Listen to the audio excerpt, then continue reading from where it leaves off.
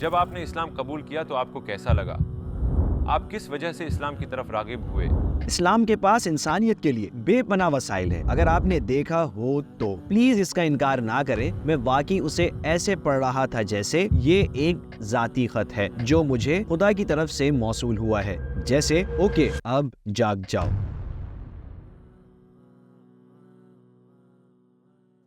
Gregory وینڈم کون ہے اور کیا آپ ہمیں اپنے بارے میں مختصراً بتا سکتے ہیں؟ السلام علیکم، میں بہت خوش ہوں کہ مجھے یہاں انوائٹ کیا گیا ہے۔ میرا نام گریگری وینڈم ہے۔ میں برسلز بیلجیم میں پیدا ہوا تھا۔ میری پیدائش ایک غیر مذہبی خاندان میں ہوئی تھی جو بیلجیم میں ایک معمول ہے، اور شاید تمام فرانسیسی بولنے والے علاقوں میں بھی، کیونکہ میری مادری زبان فرانسیسی ہے۔ بیلجیم میں ہمارے یہاں 3 زبانیں ہیں، تو میں بیلجیم میں پلا بڑھا۔ میں ایک عام سا بیلجین بچہ تھا۔ میں نے ایک کیتھولک بورڈنگ اسکول سے تعلیم حاصل کی، اگرچہ میرا خاندان مذہب مخالف تھا، مگر انہوں نے دیکھا کہ بہترین اسکول کیتھولکس کے ہی تھے۔ میں 8 سال کی عمر سے ایک بورڈنگ اسکول میں تھا۔ قدیم ایبی ایک بہت خوبصورت جگہ ہے جہاں ایک کیتھولک سینٹ دفن ہے۔ تو یہ ہے میری ساری کہانی۔ بالکل تو آپ کی تربیت عیسائی نصاب کے مطابق ہوئی تھی؟ بالکل، لیکن بنیادی طور پہ یہ ایک اوپن مائنڈڈ اسکول تھا، لہٰذا ہم تمام کلاسیکل کورسز پڑھتے تھے۔ مثلاً ہم ہر روز چرچ نہیں جاتے تھے، یہاں تک کہ مجھے یاد نہیں پڑتا کہ میں بہت زیادہ چرچ وغیرہ گیا ہوں۔ یقیناً ہمارے پاس ہفتے میں 2 گھنٹے ہوتے تھے۔ مذہبی کلاس بھی بہت اوپن مائنڈڈ ہوتی تھی، کیونکہ وہ جانتے ہیں کہ بیلجیم کے لوگ سیکولر رہے اور وہ اب مذہب پر عمل نہیں کرتے، اس لیے وہ ہمیں اس انداز سے نہیں پڑھاتے جیسے وہ اپنے ساتھی کیتھولکس کو پڑھاتے ہیں۔ تو یہ ایک بہت اوپن، فلسفیانہ، اخلاقی اور جیسا کہ آپ نے کہا روحانی قسم کی تعلیم تھی۔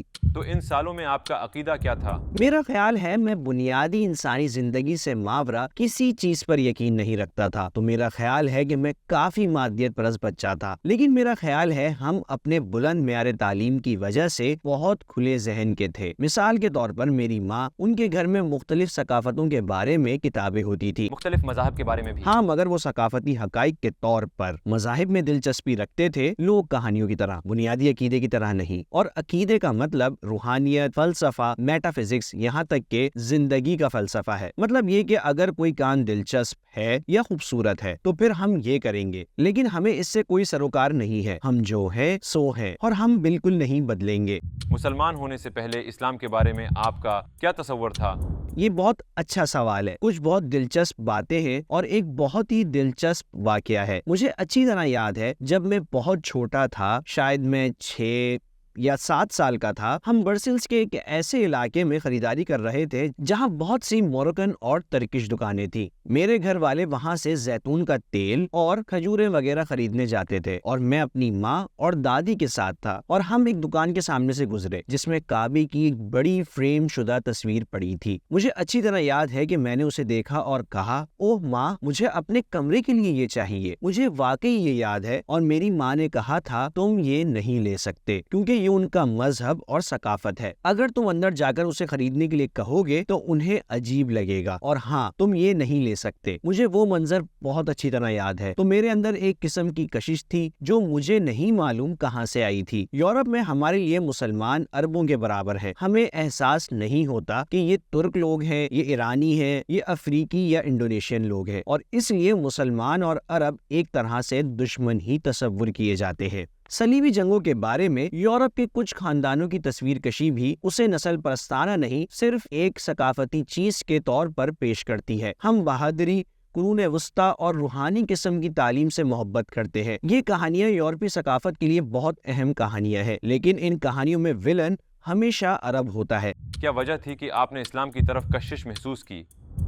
جیسا کہ میں نے کہا، میں ثقافتوں اور آئیڈیاز کے بارے میں متجسس تھا، اور اسکول میں میری ملاقات ایک خاندان سے ہوئی جو آدھا الجزائری، آدھا بیلجین اور مکمل سیکولر تھا۔ وہ اس چیز پر بالکل عمل نہیں کرتے تھے اور بہت اچھے لوگ تھے۔ میں ان کی بیٹی سے ملا، ہم دوست تھے اور میرا اس کے گھر بھی آنا جانا تھا، اور ایک موقع پر میں نے صرف اتنا کہا تھا، اوہ، آپ کے پاس فرانسیسی زبان میں قرآن ہے؟ یہ میرے لیے بہت دلچسپ بات ہے۔ کیا میں اسے صرف پڑھنے اور جاننے کے لیے لے سکتا ہوں؟ کیونکہ میں نے کبھی قرآن کو اس طرح نہیں کھولا تھا۔ ہاں، اسے گھر لے جاؤ۔ اور یہ میرے لیے ایک بڑا جھٹکا تھا۔ ہاں، میرا خیال ہے پہلے لمحے سے ہی جب میں نے پہلے الفاظ پڑھے تو میرے ذہن میں تھا کہ اس میں کچھ خاص ہے۔ میں زندگی میں پہلی بار ایسی چیز پڑھ رہا تھا جو میرے علاوہ کسی اور شخص یا چیز کے بارے میں نہیں تھا۔ یہ مجھ سے بات کر رہا تھا، ایسا لگ رہا تھا جیسے مجھے کتاب سے بولنے کی آواز سنائی دے رہی ہو۔ تو یہ بہت ہی حیران کن تجربہ تھا۔ مجھے اس وقت کی اپنی حالت اچھی طرح یاد ہے۔ میں حیرت زدہ تھا کیونکہ میں 15 سال کا اسکیٹ بورڈنگ اور دوستی یاری والا بچہ تھا جسے اس قسم کی چیزوں میں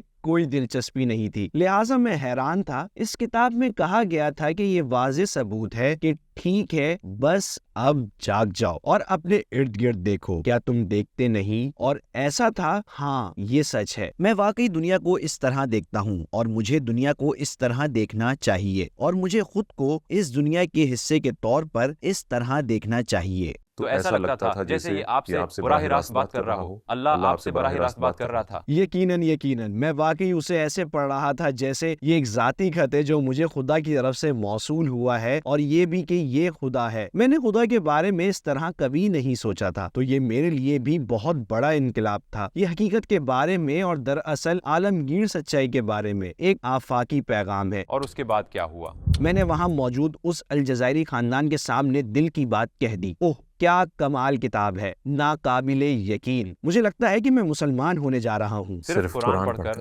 جی ہاں، اور کسی باعمل مسلمان کو جانے بغیر۔ بنیادی طور پر میں واقعی قائل ہو گیا تھا۔ میرے ارد گرد کوئی مسلمان نہیں تھا اور مجھے اس سے کوئی فرق نہیں پڑتا تھا۔ میری دوست نے اپنی ماں کے ذریعے مجھے نماز پڑھنے کے بارے میں ایک کتاب منگوا دی تھی، 5 ستون، اسلام کی بنیادی تعلیم۔ تو میں 2 سال سے بورڈنگ اسکول کی تیاری کر رہا تھا اور اکیلے ہی اسلام پر عمل کر رہا تھا۔ آپ کے خاندان اور دوستوں کا اس پر کیا رد عمل تھا؟ میرے دوستوں کو اسلام کے بارے میں کچھ معلوم نہیں تھا۔ آپ جانتے ہیں کہ وہ اسکیٹ بورڈ کڈز تھے، ہنسی مذاق موج مستی کرنے والے نوجوان، اور وہ بس یہی کہتے تھے، تم وہاں کیا کر رہے ہو، یہ سب کیا ہے۔ وہ مجھ پر ہنستے تھے، لیکن وہ اچھے لوگ تھے، تو انہوں نے قبول کر لیا تھا کہ یہ اس کا معاملہ ہے۔ میرا خیال ہے میرے دوست اور خاندان والے سب سمجھتے تھے کہ یہ صرف ٹین ایج کا جنون ہے، جی ہاں، وقتی جنون جو وقت کے ساتھ ختم ہو جائے گا۔ پھر بھی جو چیز آپ کے یورپی ذہنوں کے لیے ناقابل برداشت ہے وہ ہے قوانین۔ آپ شراب پینا کیوں چھوڑ دیں؟ آپ کو سور کا گوشت کیوں نہیں کھانا چاہیے؟ یہ صرف گوشت ہے۔ مسئلہ کیا ہے؟ آپ کو روزہ کیوں رکھنا چاہیے؟ یہ آپ کی صحت کے لیے اچھا نہیں ہے۔ ان کے لیے قوانین پر عمل کرنا حقیقت میں یہ وہی چیز ہے جس سے وہ دور بھاگتے ہیں اور جس کے خلاف وہ ہمیشہ لڑتے رہے ہیں۔ بالکل، تو ہمارا بیٹا یا بھائی خود پر ایسے اصول کیوں مسلط کر رہا ہے جنہیں وہ سمجھتے ہی نہیں؟